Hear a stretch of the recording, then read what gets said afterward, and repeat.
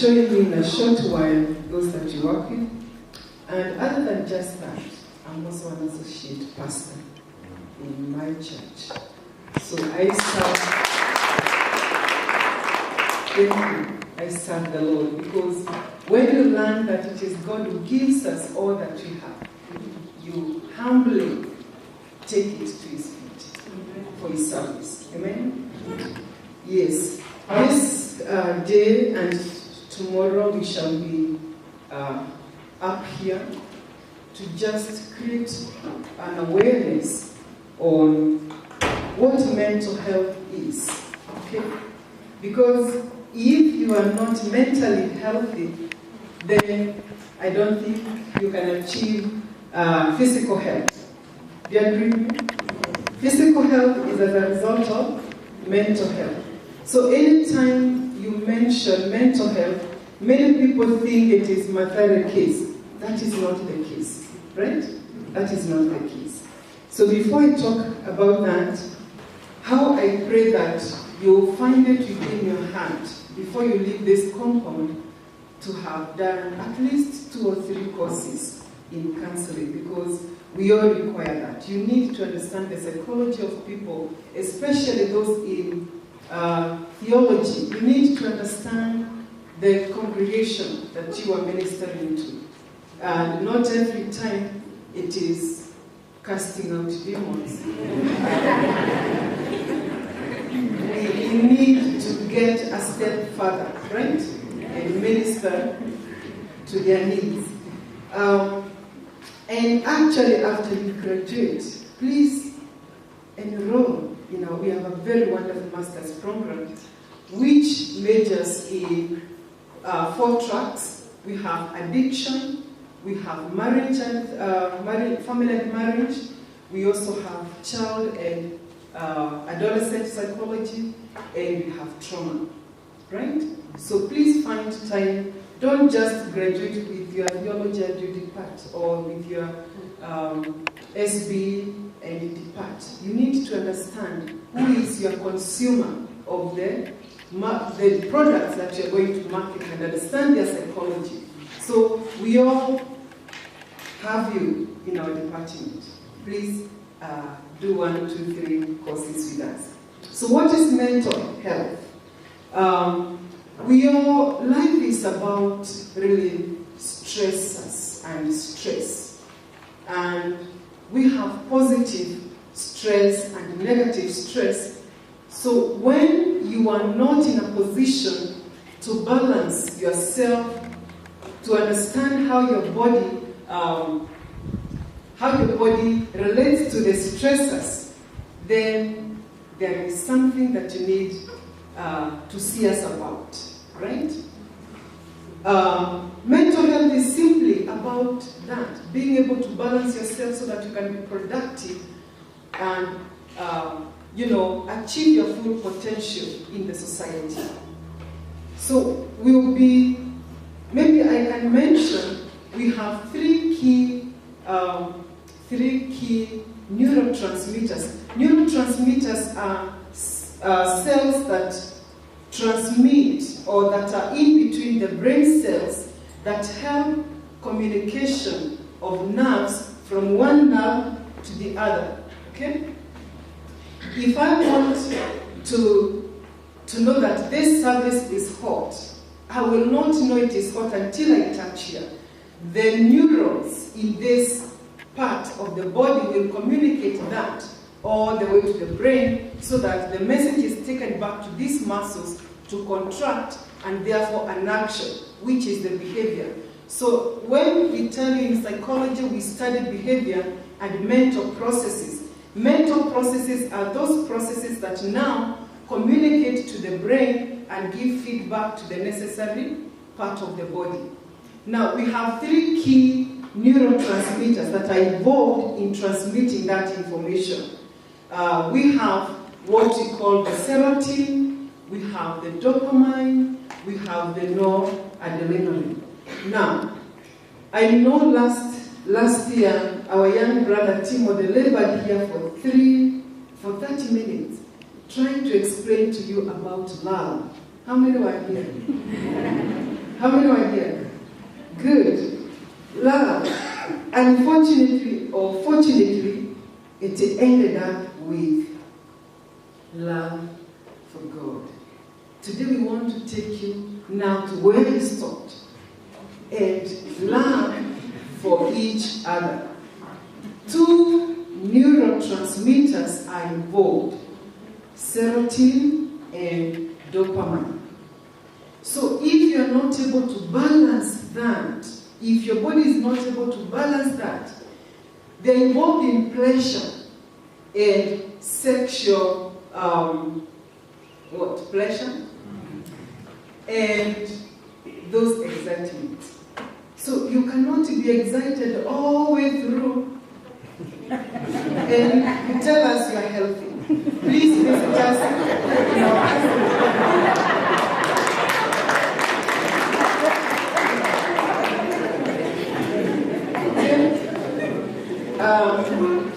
If that happens, then it tells us we need to help you to balance so that you can operate in a normal way.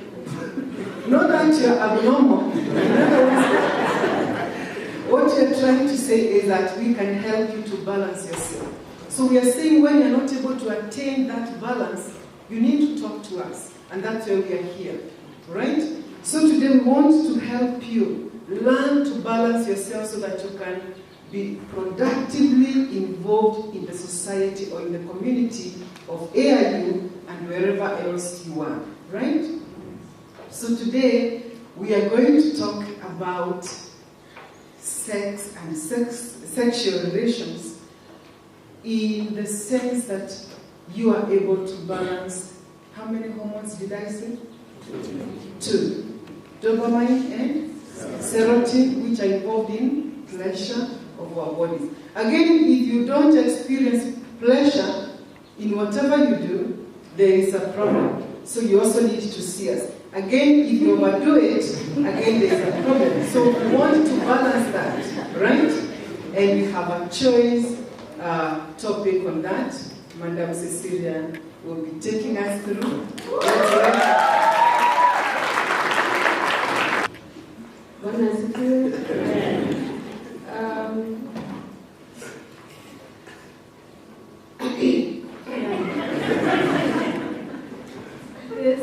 Maybe before I get there, let me give a commercial break. We have a book here. This book is called The Hidden Woman in You.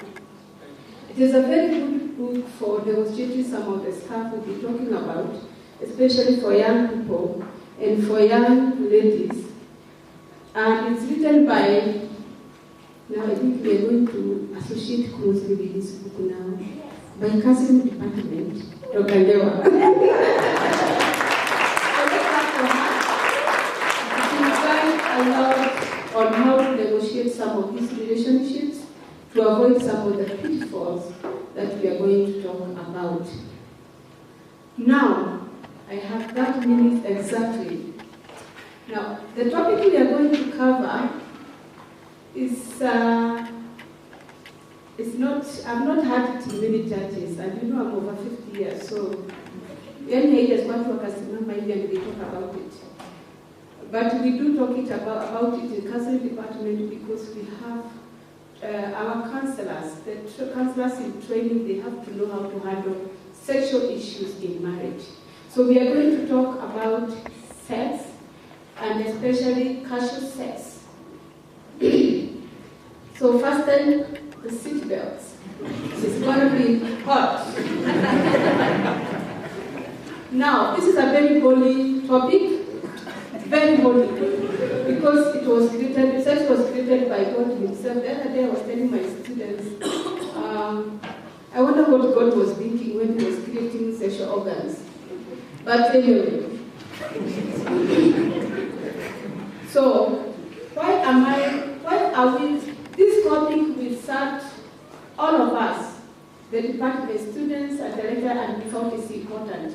There's some other topics, and the reason is because of a few things. One, last year, December we had a conference for young people. And I remember Reverend Okuka telling us and others, when men went there, they said how they are harassed by girls sexually in AIU. So we said, what? And then we got some reasons and how they view sexuality. And we said we trusted going to get a chance to talk about it from our professional point of view, how we understand it, and also biblically. The other thing is because there are a lot of rumors about casual sex taking place in AIU, which is a Christian university. And I think we felt like maybe some of the young people don't know what they are doing. And maybe we need to explain further what it is about sex, which is dangerous, more than just being told it's a sin in the Bible. I've also heard of what is referred to as STDs.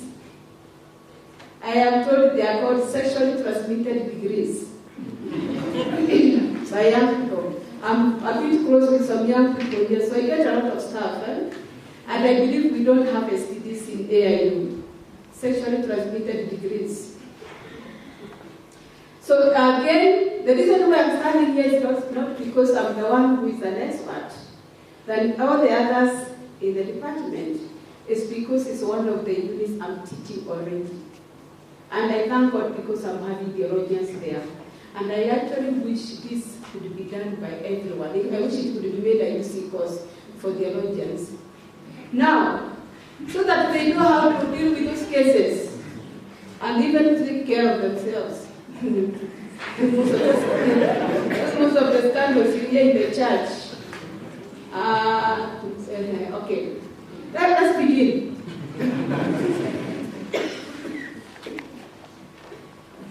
Work again, number one. What is sex?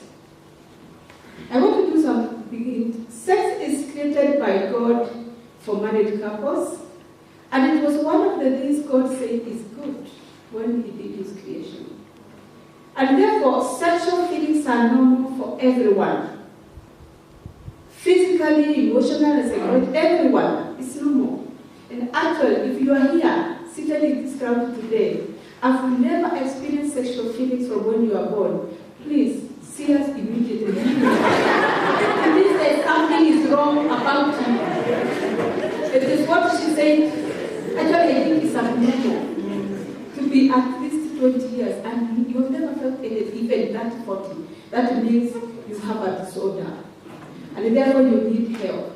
And by the way, we have people who are called asexual, who have no sexual feelings. So if you fall in that category, you need God and you need psychology for assessment and help. And therefore, however, sex is the most abused act today. In his book, Reverend Professor Gian Palm, his book Sexual Perversion says, sex has been abused, misinterpreted, misapplied, misunderstood, distorted, manipulated, downgraded, and misdirected. And that book is there. I don't know if they are finished, so you can get it from Professor Palm. I got one copy, and it is a very good book talking about sexual perversions. And then we have some in the library. And this is what characterizes illicit sex. So, what is illicit sex? Because what we are talking about here is not sex in marriage. We are talking about sex outside marriage. This is a kind of sex which lacks commitment found within marriage. It is sexual activity between people who are not established sexual partners and do not know even each other well. Casual sex is having sex outside confines of marriage. It is purely physical encounter guided by physical lusts. You are not a preacher, eh? Me, I'm a teacher, so I'm teaching. It is equivalent of animals. You know, just getting people to sleep with pleasure. No emotional, no spiritual, no. And it is characterized of absence of commitment, emotional attachment, familiarity between sexual partners, according to the Word of God.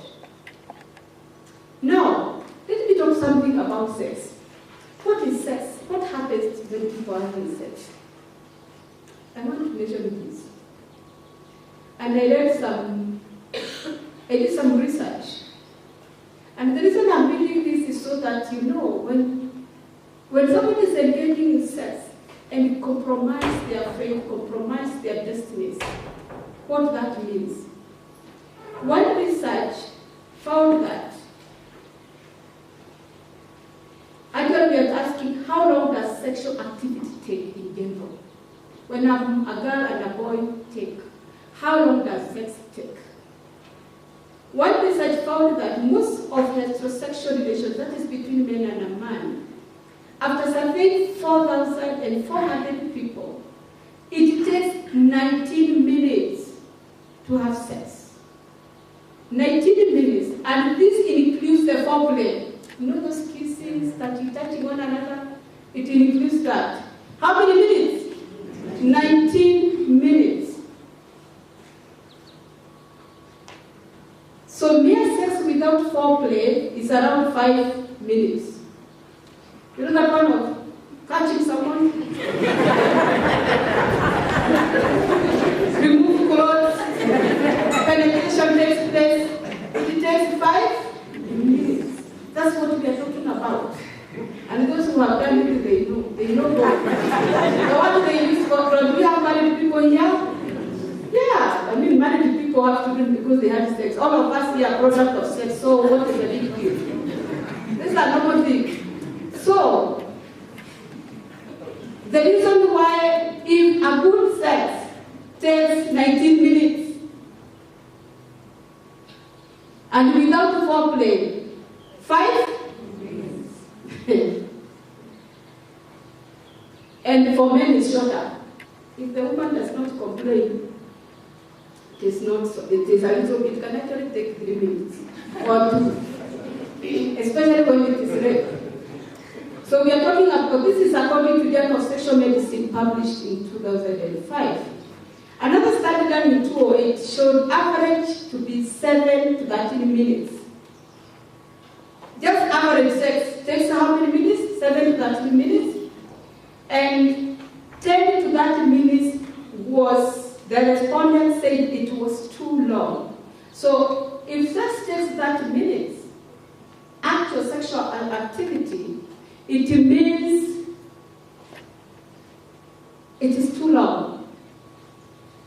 And that is why we are going to look at pornography and the deception, which is the media, to people. And so many of us compromise our faith and our destiny because of 5 to 10 minutes and maximum 30 minutes. Don't you think devil is real?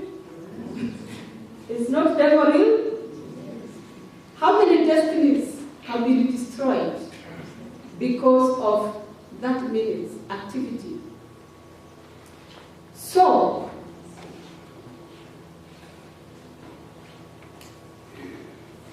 what are the characteristics of casual sex then?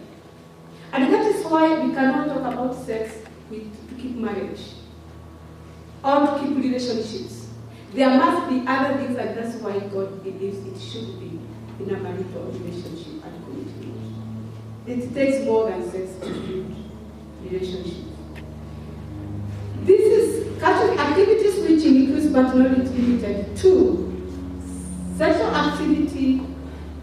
For example, when people are dating, one night stand, those who go out of their marriages to have sex. We have what we call swinging, that is spouse swapping. There are people who are having now, we are 5 of us couples, instead of eating ugali all the time. Why don't we go somewhere and we change, you eat cabbage, you eat. And they swap their spouses. Prostitution, same-sex relationships, pornography, masturbation, and all that. And why do people engage in this kind of sex? I'm rushing because this topic is taught for 14 weeks, and I'm teaching it for 30 minutes.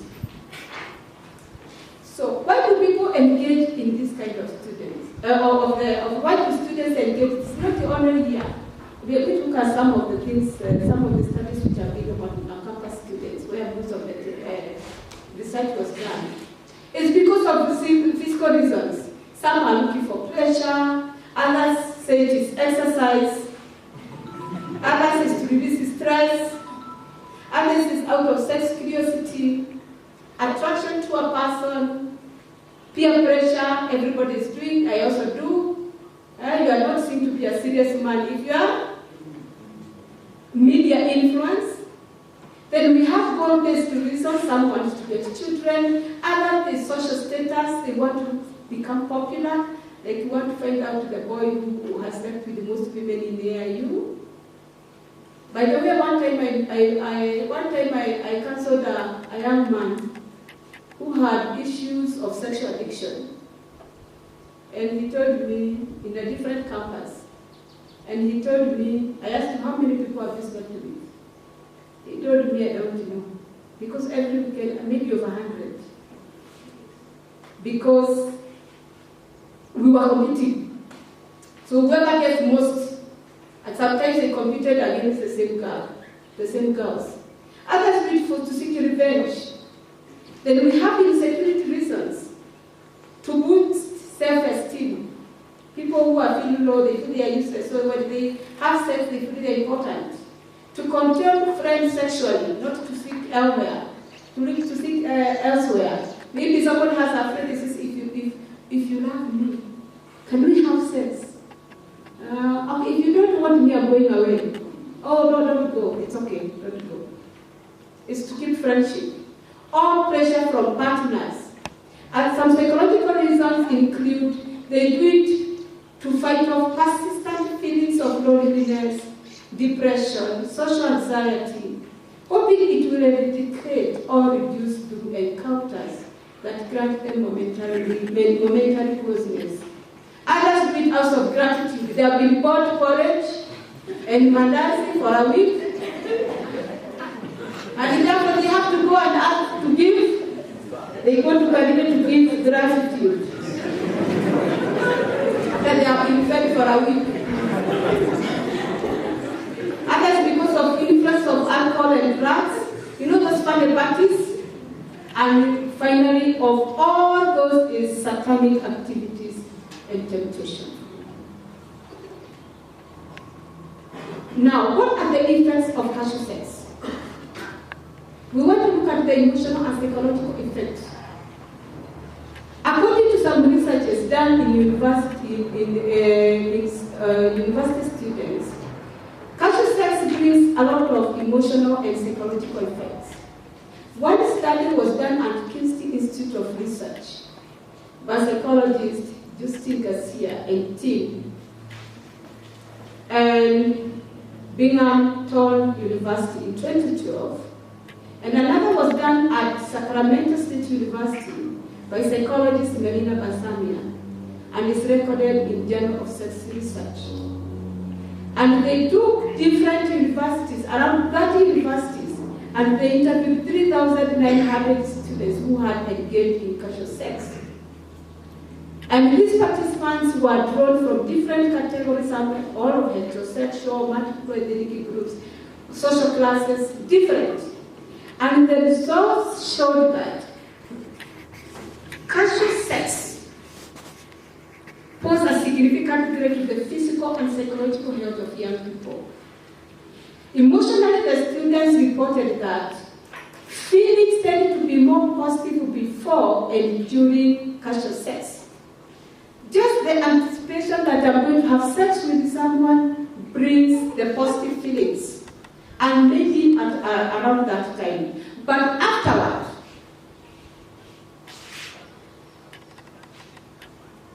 more negative feelings.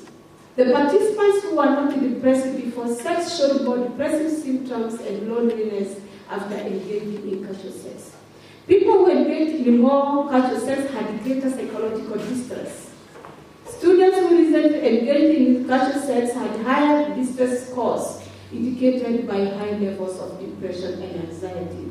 And there was no difference between men and women. There were also feelings of regret, having faulty memory, shame, embarrassment, performance anxiety, which can actually bring future sexual dysfunctions, low self-esteem, disappointment, and guilt. Sex with outside marriage. You see, if you are married and you discover you are not doing as you expect to do, there is no problem. You can learn in marriage. See, it's a long relationship. So if you go with the mentality, I'm going to really do it, yeah? I'm going to be tough in this, then you discover you fail. Then what happens? You still have time to do what? To perfect, and there's some other things you offer in marriage. But if you just meet in Karinde to have sex, and this do not work because again you're also doing it in a hurry, so that you are not caught by classmates. Yeah? You are fearing to be caught. So it's not done nicely. And then you meet here in the chapel, and you meet at the corridors of the inn. What is going to happen? Shame, embarrassment, and then you remember really after what happened really. Nothing. Really serious.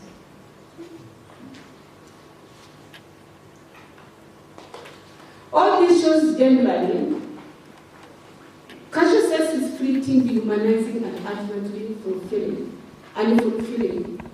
According to Gary Collins in his book Christian Counseling, casual sex destroys intimacy and communication. It is self-centered, expresses a desire to manipulate, control, and hurt another person. So what are other effects?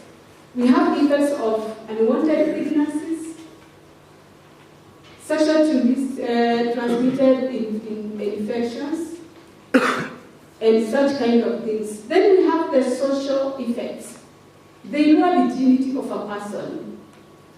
At one time I did some courses. I did something called economics, which says in whatever decisions you make, you need to do what is called cost-benefit analysis, which these are saying also before you engage in some things.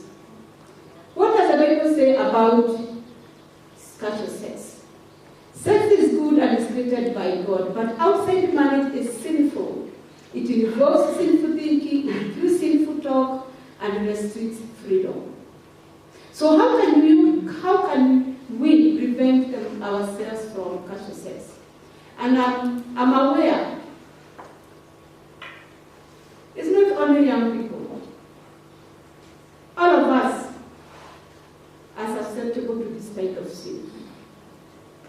And therefore, how do we prevent ourselves? We need to get accurate sex education, effects of sexual outside marriage.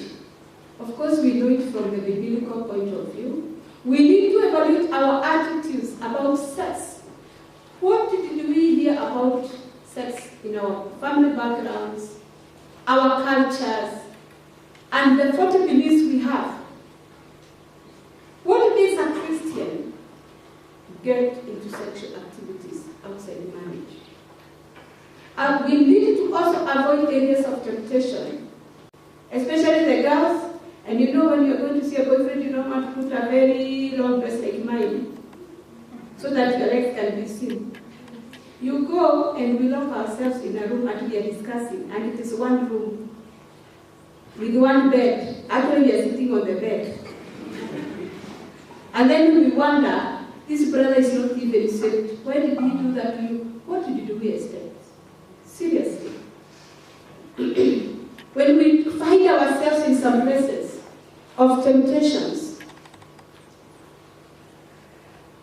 we need to read the Word of God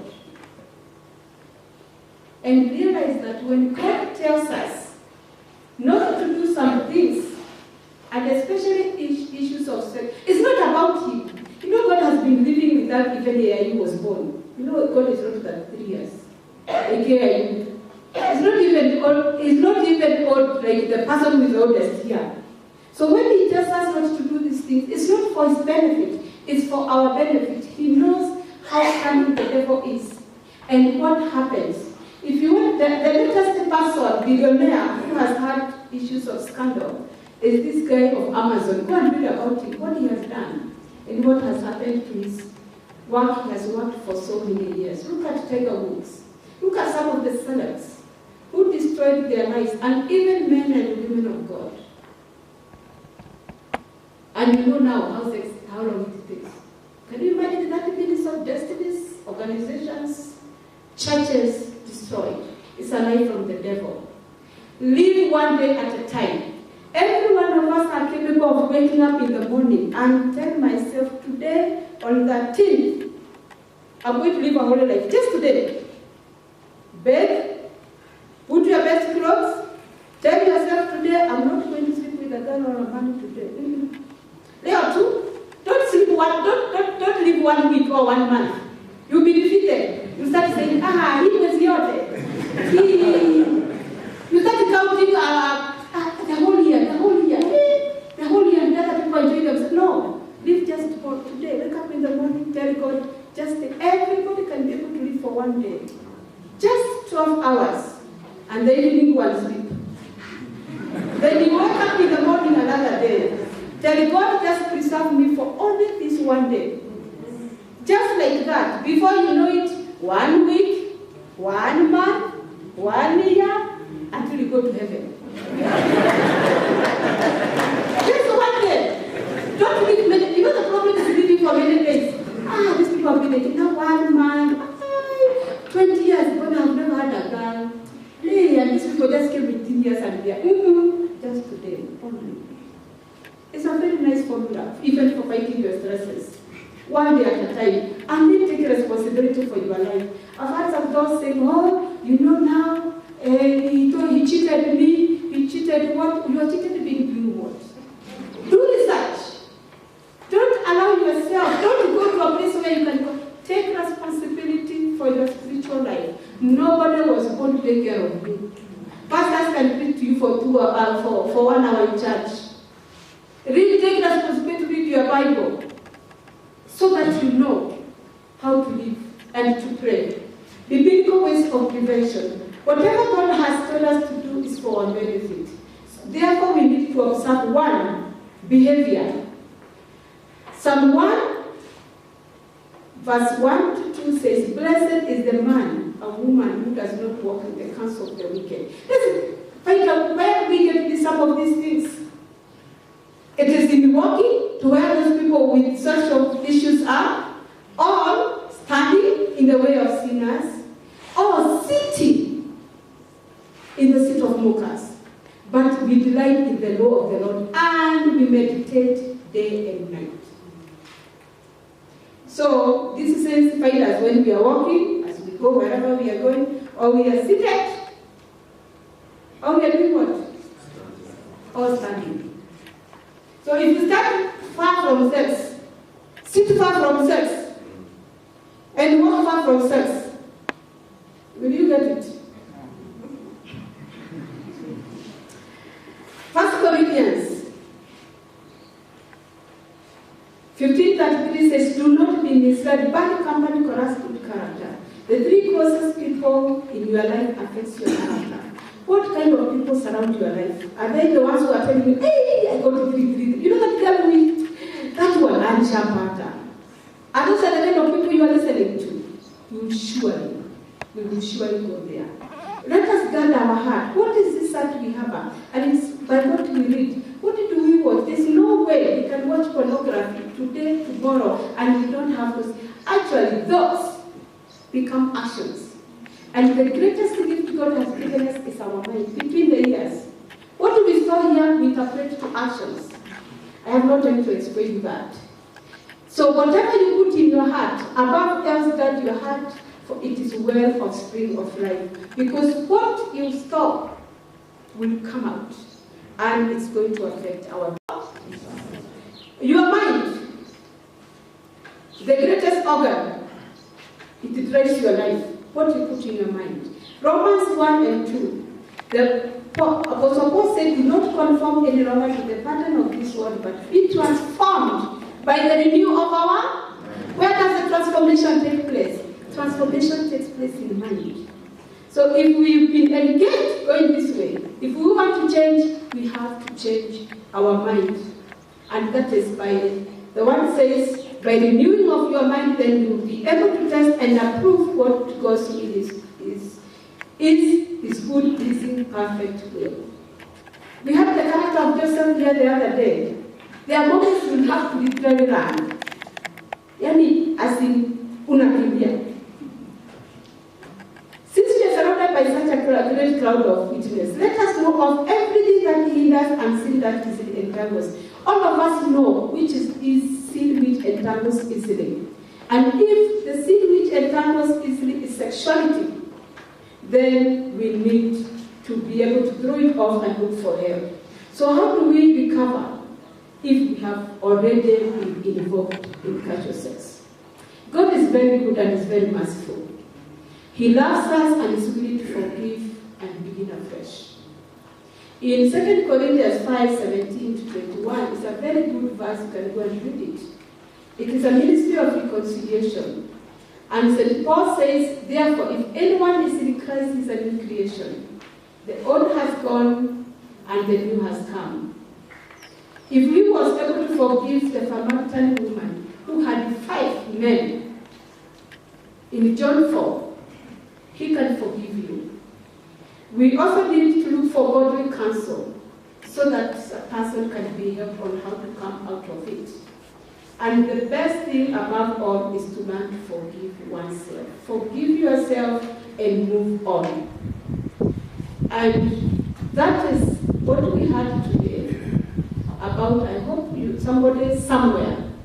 I'm not worried about everybody. I'm worried about one soul, one person who can take about time. Just one. And lead a kind of life where they don't have to be affected emotionally, psychologically, and spiritually.